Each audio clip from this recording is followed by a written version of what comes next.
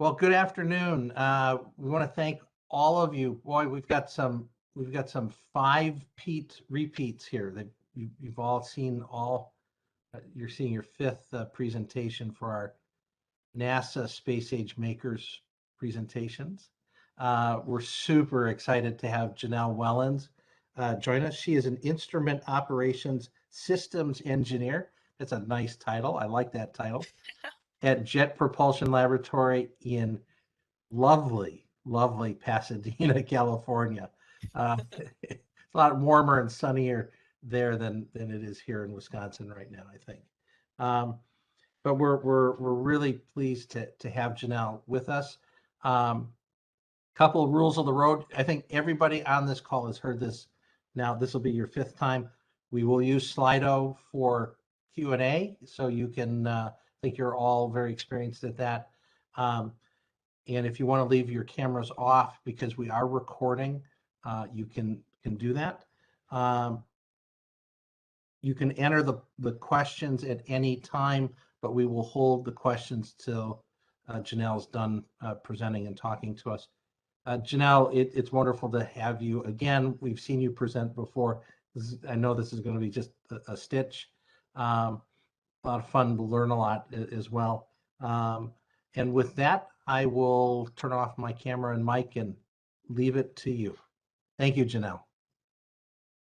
Thank you, Peter, for the amazing introduction. I'm so happy to be here again, hopefully to share my story with a new crowd and hopefully teach you a thing or two about what we actually do out there in space. So without further ado, I will share my slides because I believe that pictures tell 1,000 words and start in the Okay. beginning, or at least the beginning for me. Is everyone able to see the slides okay? Thumbs up, thumbs down. I know I can't see that, so I don't know why I even We said can that. see it. It's perfect. Okay, great. Then I'll get started. So here's my start. This is me, little baby Janelle, safety goggles on, in the messy desk, pretending for just a day to be an engineer. Growing up in New Jersey, neither of my parents actually were in STEM, the sciences, the engineering, the math, all of that. However, thankfully, my mom's job had something called Bring Your Child to Work Day. And every year I was so excited to go because on that day, I got to see what it was really like to be an engineer. Now, I'll be honest, at that age, I wasn't exactly sure what an engineer actually was, but what I did know is that they had something to do with being curious, with solving problems, with making things. And that was enough to catch my attention. But as the years went on and I'm in school, I'm in middle school, trying to figure things out, honestly, the sky was the limit. And I really have to thank my parents for allowing the sky to be the limit because when I went into toy stores and there was the blue aisle for boys, the pink aisle for girls, I was allowed to go to both. And that allowed me to think of myself in so many different ways. Maybe one day I can grow up and become a lawyer, or maybe I'll grow up to become a marine biologist. I mean, there's so many options. I love to read, I love to write, I love to make art, I like to make pottery. I was not good at making pottery, but all it meant was that I could do anything. I could do anything. So when I got to high school, and around junior year, your third year in high school, you actually have to start thinking a little more seriously about your future. And that's because this thing called college applications and come around the corner. You have to start thinking about where you want to apply to. What school do you want to attend? And why would you want to go to that place? And I remember that year so vividly because all the classmates around me, they were so driven. They knew exactly what they wanted to do. They have 5-year plans, 10-year plans. I want to go to this college, study this major, start this career, and do this with my life. And I just thought to myself, what is my plan? I don't have a plan. Am I supposed to have a plan too? And so that year, I had started to get mail all sorts of mail coming into my home, and it was addressed to me. I never got mail, so that was really exciting. And the mail was coming from these colleges all over the country. Hey, look over here. We've got a track program. We know that you run track. Might be interesting. Oh, look, we've got this amazing program in literature. I mean, the colleges were so different from each other, and there were so many options. I just started taking the mail and putting it in a box and sliding it underneath my bed. And after I ran out of room there, I started to just throw it in the trash can. I didn't know what to do. All I knew was that this was a lot of information and I didn't know how to sort through it or make sense of it. So on one of these days, I had gotten my mail. I looked it over. There's a pamphlet, a letter, and it was about to go in a trash can. Remember, I had run out of room. And as I was walking this pile to the trash can, my mom happened to be home at that time and she saw that the pamphlet on top of my pile was from a school called the Massachusetts Institute of Technology, or MIT. School I'd never heard of, frankly. But my mom, she had heard of MIT at her own job, and she knew that this was a good school. And Janelle, we need to look at this right now. And so we did. Brought the pamphlet over to the kitchen table, opened it up, and it's talking about this summer program that's open to juniors going into their senior years of high school. If you're going to have the chance to learn about biochemistry, calculus, all these classes, and also engineering. It seemed really cool, really fun. All you had to do was get in. And if you got in, it was totally free of cost. My mom saw free, I was applying. Didn't matter what classes I had, what sports I was doing, the extracurriculars. She said, "You're applying to this." And so I did. I wrote the essays, I got the recommendations, and I submitted my final package the day before it was due because I always was a procrastinator. Wait until the last minute. Submitted it, forgot about it. And now I'm in high school and I'm in class one day, and this classmate says, "What are you doing over this summer?" And I'm thinking, oh, I'm gonna run cross country. I ran cross country every single summer of high school, so this year was gonna be no different. Except, oh, I also applied to this program. It's at a school called MIT. I'm not sure if you've heard of it, but he's like, heard of it? Do you understand how special that school really is? It's like one of the world leaders in engineering. It's one of the best schools in the world, and it's impossible to get into. I said, oh, no one told me that. So that night, I actually went home and researched for the first time a little bit more information about this program, and that's when I learned that the previous year they had us received over 2,000 applications and only accepted one student from the state of New Jersey, where I was from. Well, okay then. I'm obviously not getting in. Mom, wasted my time. Are you serious? I'm not even number one in my own class. How in the world am I going to be able to go to a school like MIT? Don't have straight A's. I'm not perfect. My SAT scores weren't perfect. Clearly, that's what they're looking for. And clearly, that's not me. And so that spring, when my mom calls me on the phone saying, Janelle, you have to come home. There's a package in the mail for you. Like, Mom, but we already went over this, right? Like, I'm not getting into this thing. She's like, well, just come home. And so I did. I came home. And when I got home, my mom is waiting in the doorway with this package in her hand saying, open it, open it. I'm like, Mom, but I'm not going to get in. And she says, Janelle, do you think they send you a package to tell you you didn't get in? It's like, wait a second. You might be onto something. So I take the package, I rip it open, and I read the first word, and it says, "Congratulations." What? Me? Are you serious? I had to read it again. I couldn't believe it. I was going to MIT that summer. And so I did. I went to MIT. I met my classmates. We did engineering projects. We stayed up until 2 a.m. in the morning getting the answers to our homework.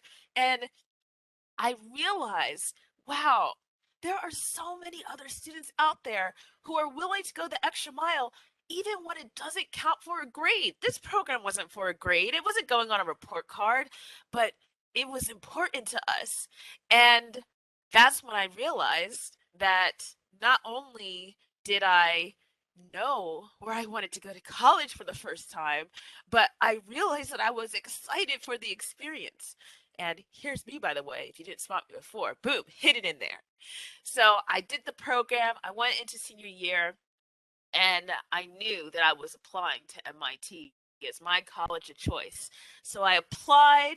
I remember thinking to myself, oh my gosh, I made a mistake. I had a typo under the first question. How can I let that happen? I'm never getting in. So every single day up until the release of the results, I was freaking out. Mom, I'm not getting in. I'm not getting in. So nerve-wracking.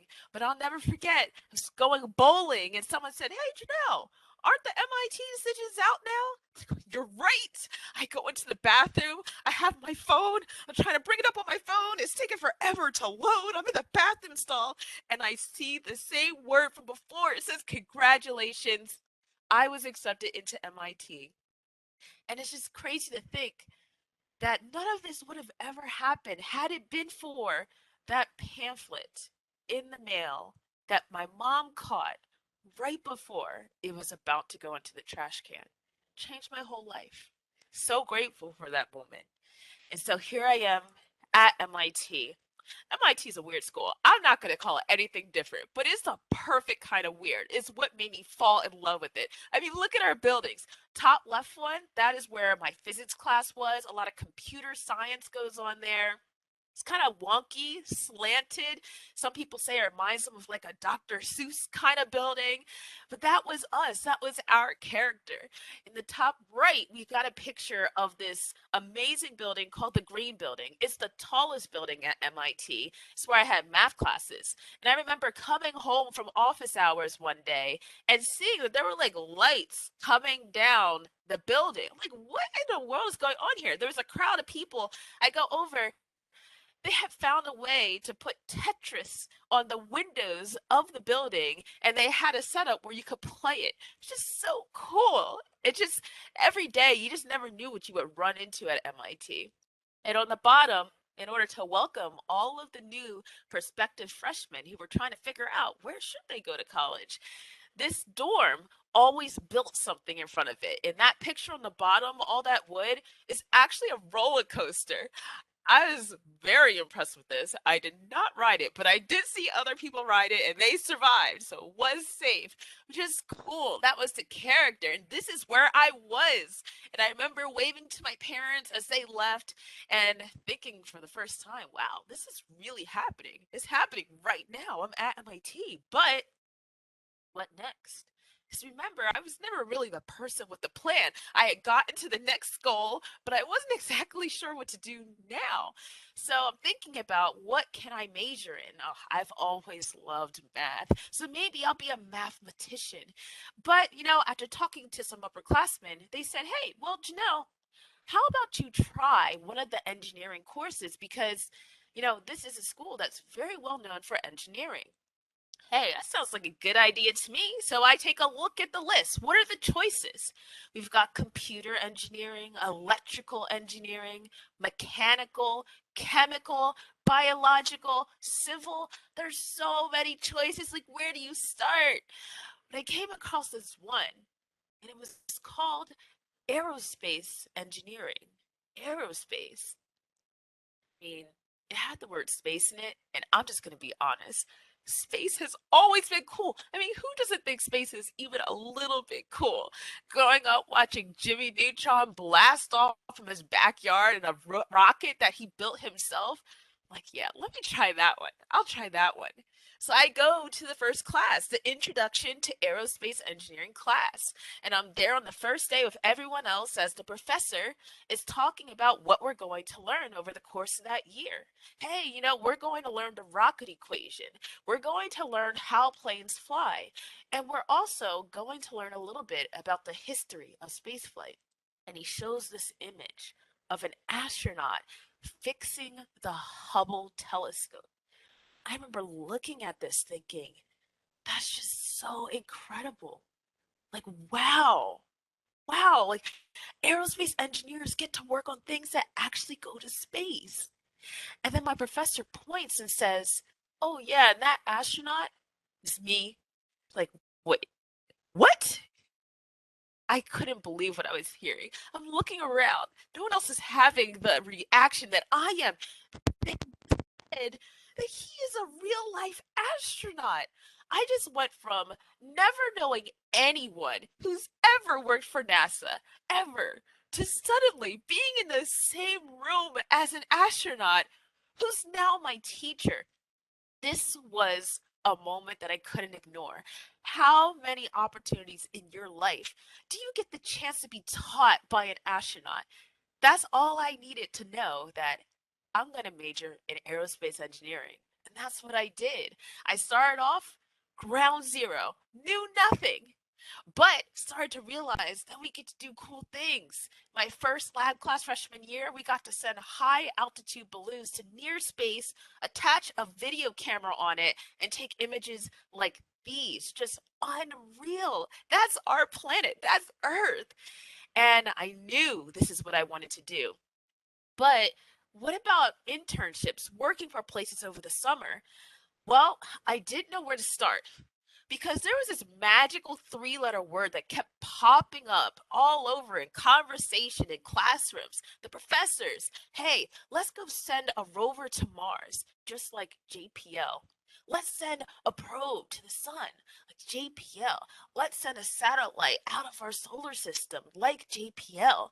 JPL, JPL, the NASA Jet Propulsion Laboratory. I had never heard of them before. I knew NASA and they launch rockets and something about Houston and something about Florida.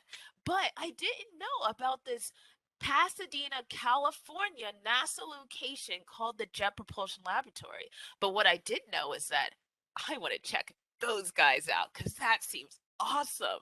And so every single year I got in line at the career fair for the JPL booth. I was excited. I had my resume. I handed it to the recruiter. Hey, what about me? Hey, take a chance. Maybe I could be good. But I never landed it. I didn't get the job. Didn't even hear back. So senior year, I had never interned for JPL, but what I did know was I was never going to give up on myself. And so I kept applying, putting my best foot forward, and kept improving so that next time around, they always saw a different me, a new and improved Janelle, one who had grown from the one that was there before. And I don't know what was so different or special about this case, but I finally landed that interview. And not just with one person who could hire me, but three. And I guess you all know now what the outcome was that. But I was hired to JPL as an instrument operations systems engineer. I mean, that title is so long, it doesn't even fit on this slide. It's a mouthful, but we can break it down. Because I'll tell you, driving up my first day, passing that sign on the highway, NASA JPL next exit, I got a little nervous because what exactly did I sign up to do? I'm so happy to be here, but I'm scared. And thankfully, and I got brought on, I learned that I have one of the coolest jobs at JPL. And so, breaking it down, instruments. Probably not talking about musical instruments here, right? In this case, we're talking about scientific instruments. And when I think of JPL, we're known for robotic exploration of space. So the instruments, the part they play is they answer the questions that the scientists come up with.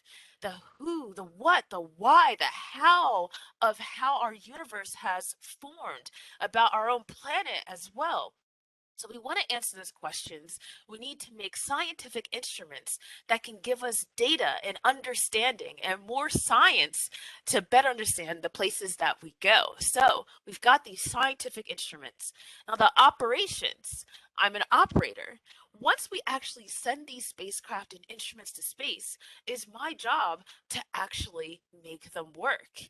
And so how in the world do I go about doing that? Well, my job is to listen to those scientists and take their request of, oh, let's get some images here, let's take some data here, and turn it into a language that the scientific instruments can actually understand. And so I am somebody who uses tools here on the ground, software, computers, to make that machine language that the instruments will understand. And we call that binary, ones and zeros, like I have here on the screen. Those ones and zeros are actually sent using these antennas that I have here. And these antennas will send the signal to the instrument. The instrument will send the signal back down to let us know, hey, I received your request and I'm doing it right now. Those ones and zeros, they actually mean something though. They're not a random pattern. They can spell things out. They have a set of instructions. We call them commands. And what I have right here actually says JPL's motto, dare mighty things.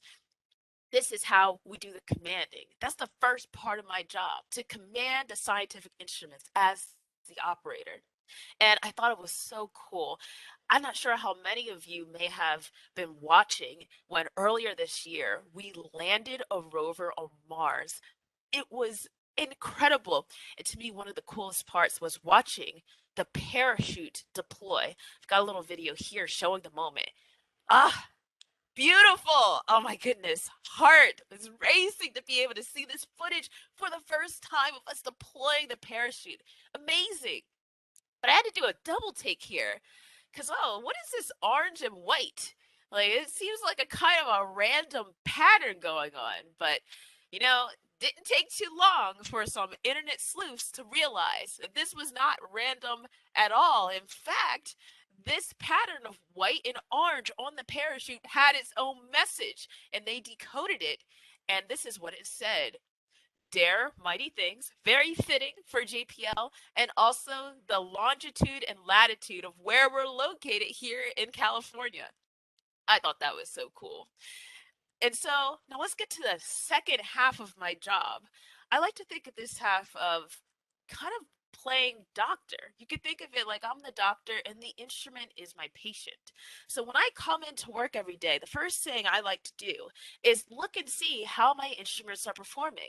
Are they healthy and are they safe? We kind of talk about them like they're living things, but they're not. But it kind of feels that way sometimes because it's my job to care for them and respond when things go wrong. So imagine you're a patient going into the doctor's office and maybe something's a little off. You don't feel so good. You feel sick. Your doctor may run some tests, get some charts to better understand how your body is behaving. And this is the same thing that I've got here. I've got the tests, I've got the charts that tell me about the instrument's health. And so I look and there's numbers and there's plots, and they'll actually be yellow or red if something is going wrong.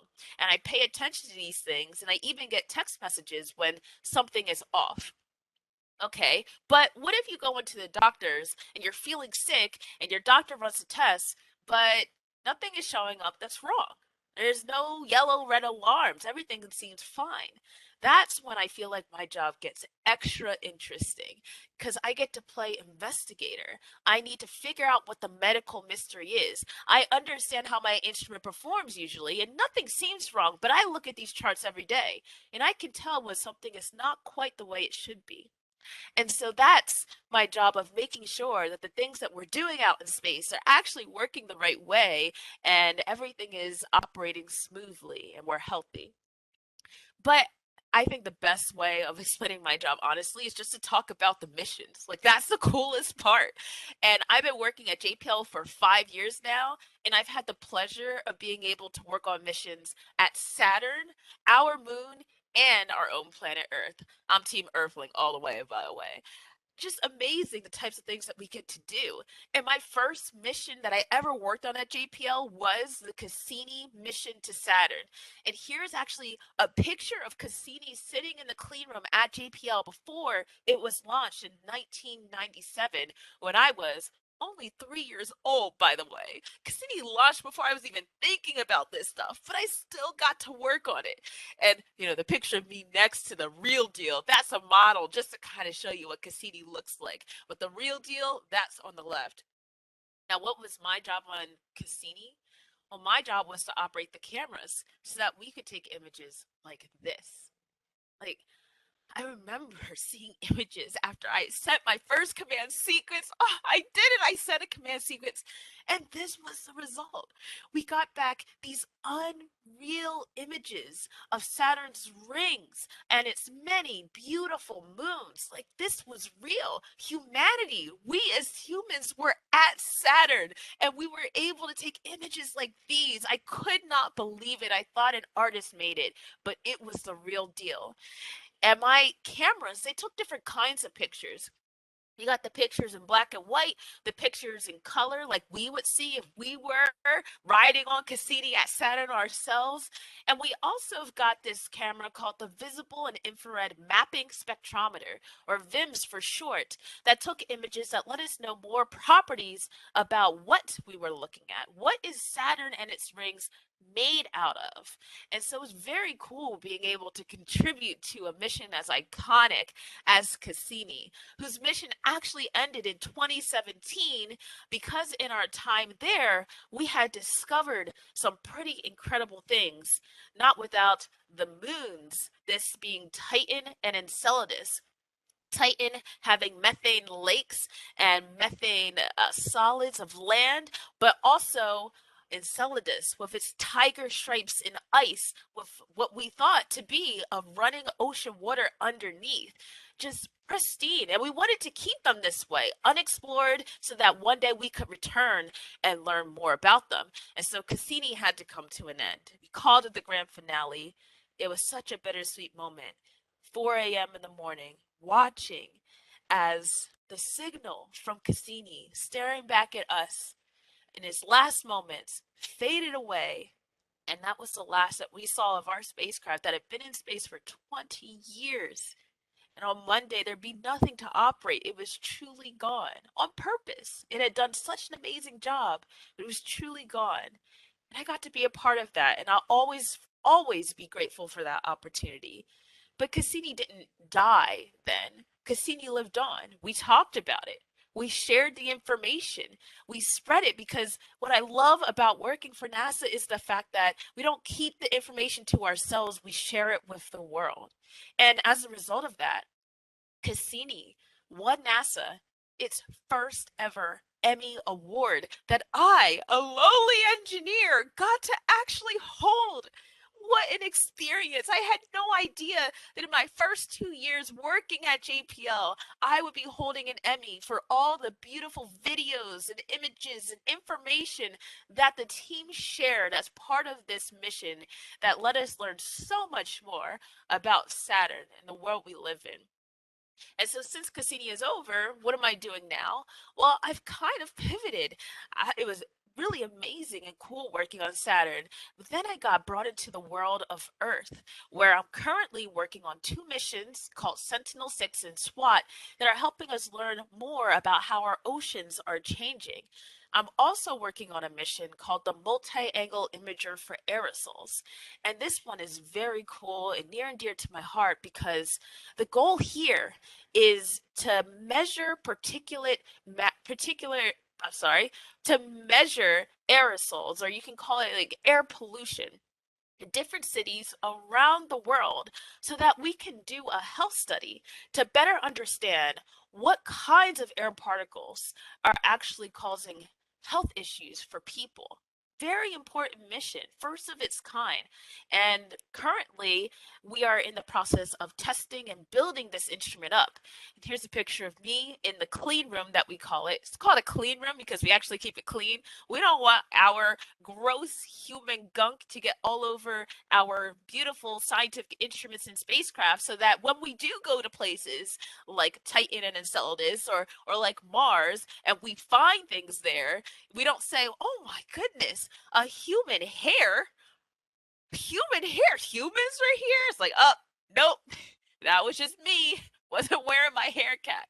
So you try to keep things clean so that we know that we're getting good science in return. So that's what I've been doing. That's my journey. And there's always more that lies ahead in our universe. And I'm so excited to be able to share that with you all today. Thank you. And I love to get questions. Janelle, wow.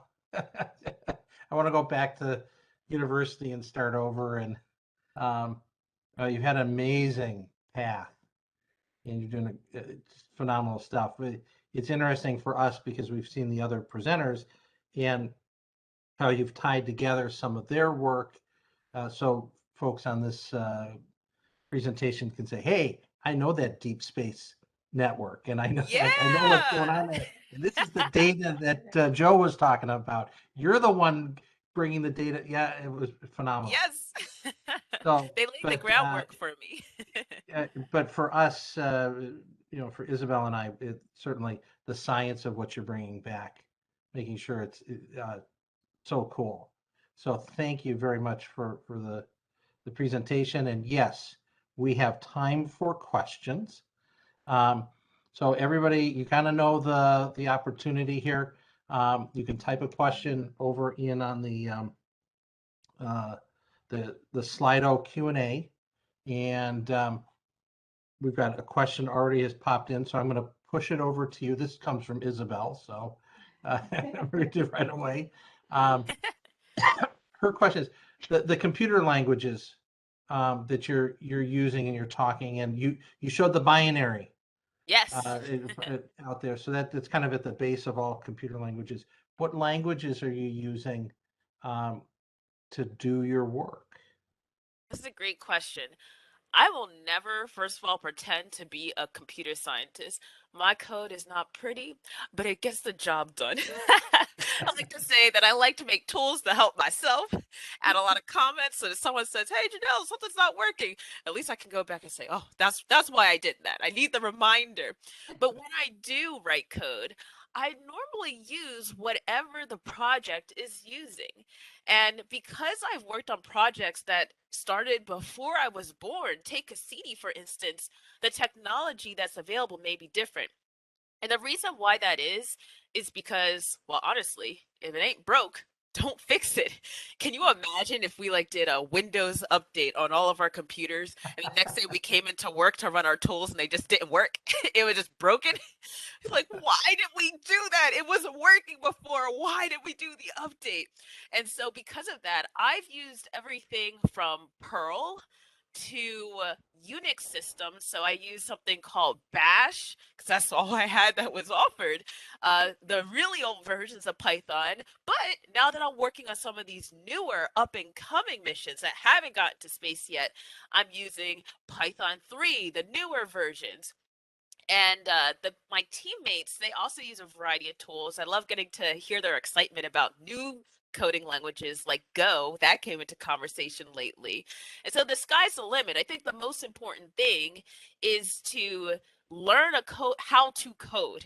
And from there, you really can adapt to any language that's put your way. Oh, wow.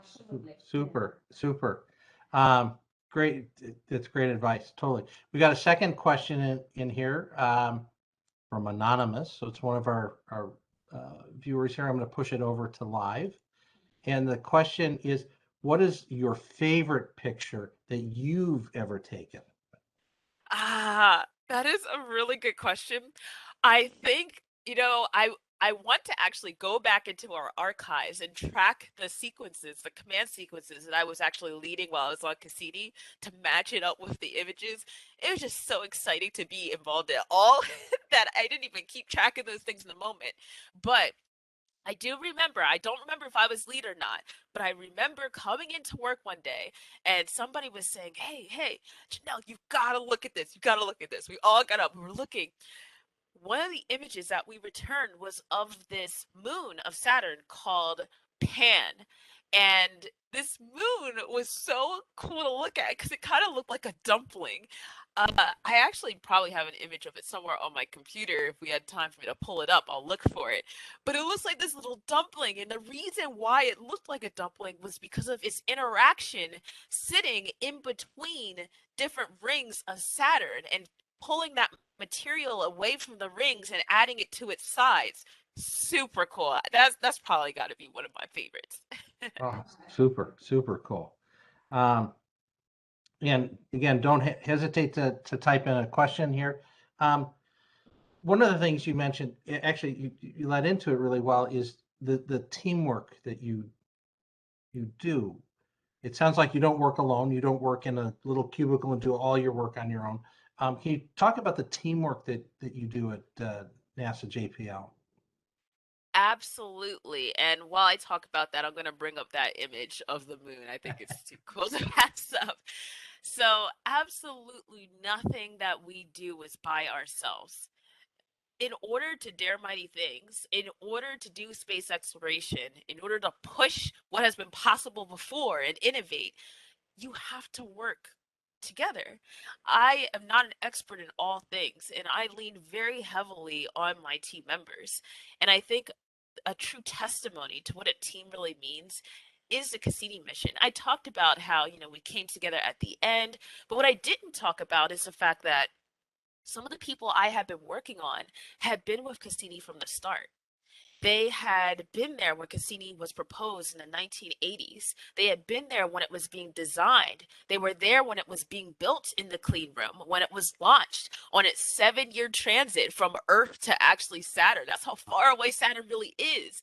They had figured out all these amazing and cool ways to make our fuel last longer than the 4 years that we were approved for our first mission. They extended it so long. We found out so many more things because they were so dedicated to making the mission work. I joined Cassini just 2 years before its end. I was the last hire to the project, believe it or not. And I wasn't put on that team because Janelle had these amazing skills that no one else had.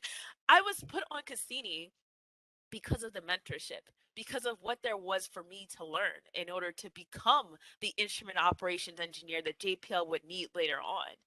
And I remember being so excited for the grand finale. We were going to purposefully destroy our spacecraft. I mean, how many times has that happened? It's like, that's cool. We're gonna actually like blow it up. But I realized that not everyone was quite as excited as I was. And that's because they had spent so much time with this project. And and not just time, but time to get married, have kids, have your kids grow up, go to college, and get married themselves. That's how long some people had worked on this. And what made them stay was the team. It was the love that we shared for this common goal, this common mission. That is what made Cassini successful. It was the people who were behind it. And that was the best lesson I could have ever had about what makes a project truly successful is by working together with your colleagues.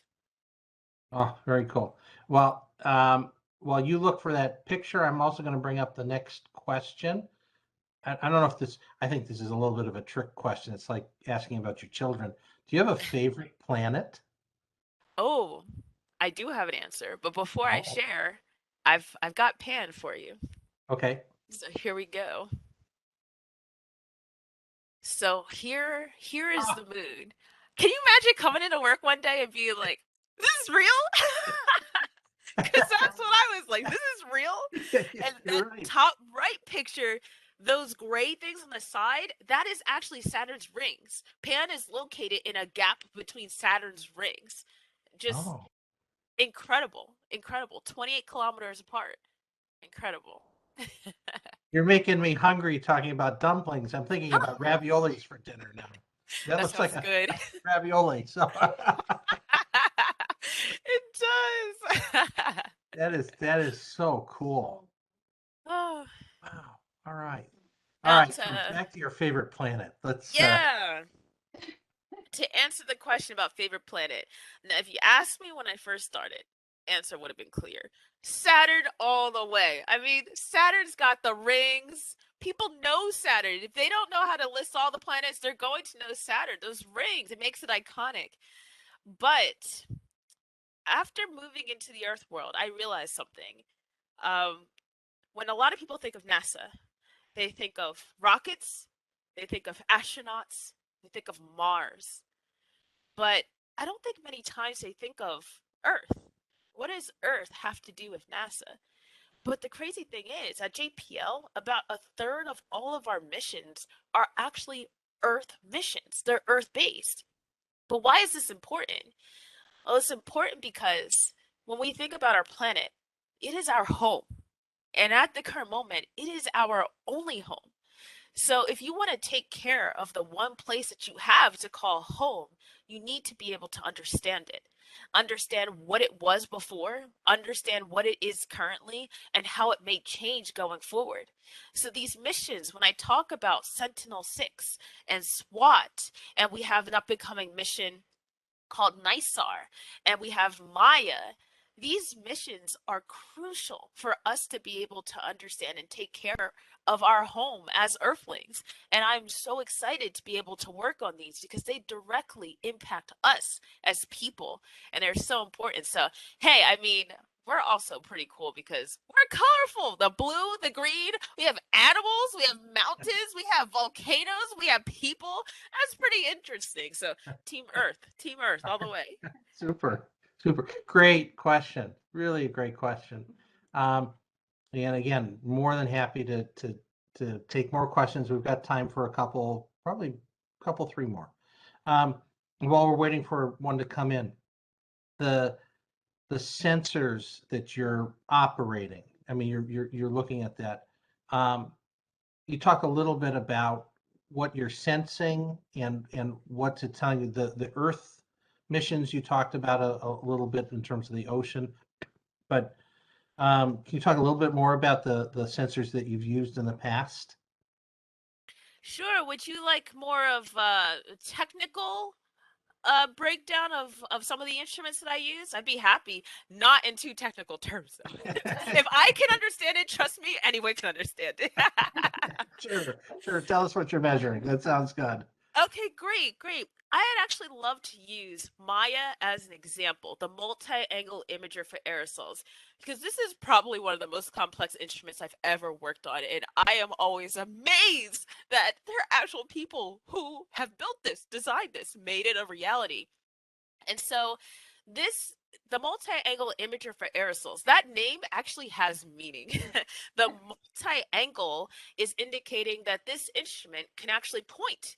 We can tell it a direction and it can point to that direction at a specific angle. So multi-angle, multiple angles. Imager, because it's a camera. I like to call them space cameras because they're not exactly the same as the cameras we have on our phone. And then aerosols, this is the particulate matter, this is the air pollution, this is that. So it is a camera that can point and look at pollution or look at aerosols. That's what the name indicates. But how this all comes together is very interesting. So the reason why Maya is new technology is because in the past we've been able to measure pollution here on Earth using ground stations. You can imagine like a box on a ground in a specific area that'll let you know what the pollution conditions are in your area. You may have even seen that in your weather app. It can tell you, hey, air quality not so hot right now. Maya has this added benefit of one, being in space. So what we're able to cover is not limited to what the ground station that's physically on the ground can do, but it's going to work with those ground stations in order to make sure we have the best data possible. So one, it can see all of Earth. That's really important. But two, it can do something that previous technology could not do before, which is be able to tell us not just the type of pollutant, but the size as well. So particulate matter, you can call it PM, it can be of size 10, 2.5. They have categories. And generally speaking, the smaller the particle, the more dangerous it is for us to inhale and bring that into our system. So Maya has a detector and a camera and a computer on board that is able to both detect not just the size of the particle by using the polarization of the sun, and also by using its detector that has these filters on top that basically let us see different wavelengths of light, all from the ultraviolet to the shortwave infrared. And we're able to use that information to categorize this is actually black carbon. This is sulfate. This is nitrate. This is why the people in your area are getting sick. It's specific. And specific is important because it can lead to change. Hey, maybe we can do something about this. And so Maya is using this technology and using its camera and its detector and all of these different parts. It's calibrated on board in order to return some really useful and new science back that can help inform these studies. Very, very cool. Very cool. We got a question in here, and this is more about kind of your past, maybe a wish. If you could go back in time, let's say 10 years, and talk to yourself, what advice would you give yourself? 10 years, gotta do the math. Okay, that would make me, okay, I'm about to graduate from high school. I would tell myself, don't panic. I know that you don't have it all figured out, and it might cause you to sweat a little bit. And I know that you're going to have a lot of moments where you're like, Janelle, what are you doing? Sitting in class, like, how is it that everyone else already knows every single rocket the US has ever built, all the different planes the military uses? They already know the rocket equation, but you don't. Don't panic. Because the way that we live life is that we don't know what's going to come next. That is a part of life, but it's also a part of what makes life great. And I've always thought that maybe I'm a little too loose with goals. Maybe I should be a little more focused. Why am I not, sticking to the plan like so many other successful people have been? Why do I just go with the flow? Is that really okay? But I realized that growing up, and especially around that age, I always loved reading fiction. You know, fairy tales, science fiction, fantasy is not real. I wasn't interested so much in reading textbooks for fun or biographies or how to get rich by the time you're 21. And that's what a lot of my very successful peers were doing. But why was I reading Harry Potter and the Hunger Games? Like, what is wrong with me? Why am I not a little more focused? But I realized that my love for those types of stories, of seeing the Harry Potters and the Katnisses of the world, it actually reflected well on what has made me successful in life. Not being afraid to take chances, not being afraid to go with Hagrid in the middle of the night, this giant who comes busting through your door saying, Harry, you're a wizard.